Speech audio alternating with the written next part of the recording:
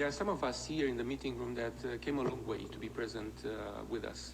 And I want to acknowledge that important effort. And I want to give the floor to Katrin Göske from the International Foundation and Research on Hope.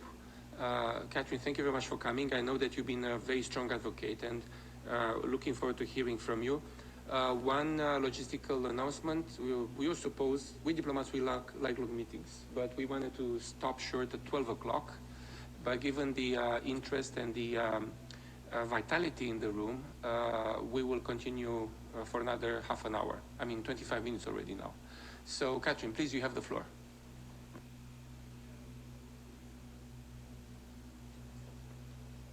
Perfect. Thank you. Thank you so much for hosting this critical meeting. It's a critical time for youth mental health. As you mentioned, my name is Katrin Göske. I'm a representative at the United Nations for the World Federation for Mental Health, and I founded a nonprofit called IFRA, the International Foundation for Research and Education. Started out as depression and rebranded to hope based on my story. I'm also an entrepreneur and a businesswoman, having successfully run the first nationwide cause marketing campaign for mental health. I come also with lived experience. My dad died by suicide when I was 18 years old. He was a successful businessman. He was a great, great dad. I then, in my 20s, had my own suicide attempt, struggled at a very young age with addiction, anxiety, depression, ADHD, PTSD. Yet this is what I know to be true. What I believe I struggled with fundamentally, and what my dad struggled with, was hopelessness. And, we were never taught what hopelessness is and how to get to hope. So I'd like to suggest hope as a strategy for mental health. As it's been clearly established through experts like my mentor, Dr. Myron Belfer, that hopelessness is the primary symptom of depression and a key symptom of anxiety. Hopelessness is predictive of all risky behaviors in youth, violence, partner violence, addiction, self-harm.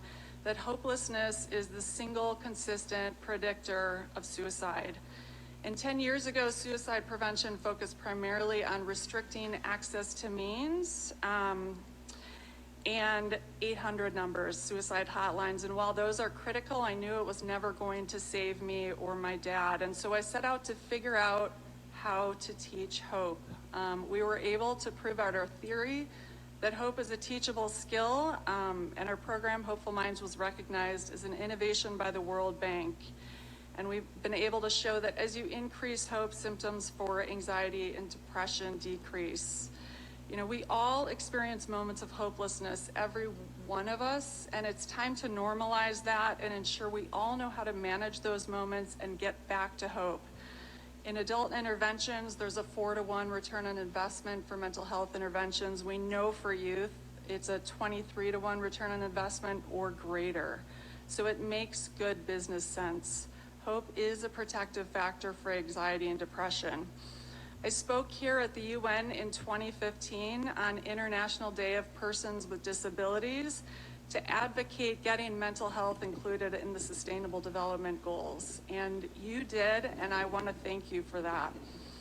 Today, I'm asking you to prioritize mental health and to consider passing a resolution for an International Day of Hope at the United Nations, where we elevate science stories and strategies for hope, so that we ensure all around the world know how to measure their hope and are equipped with skills to increase their hope, especially our children.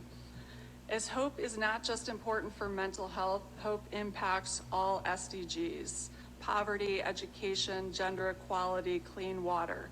We cannot achieve these goals without hope.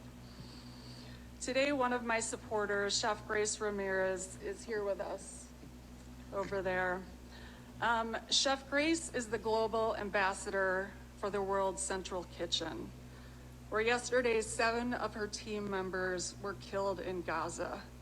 They died delivering aid. And I ask, what kind of world are we leaving for our children? I really believe it's time that we start working together. We start working to find our way back to hope. Thank you.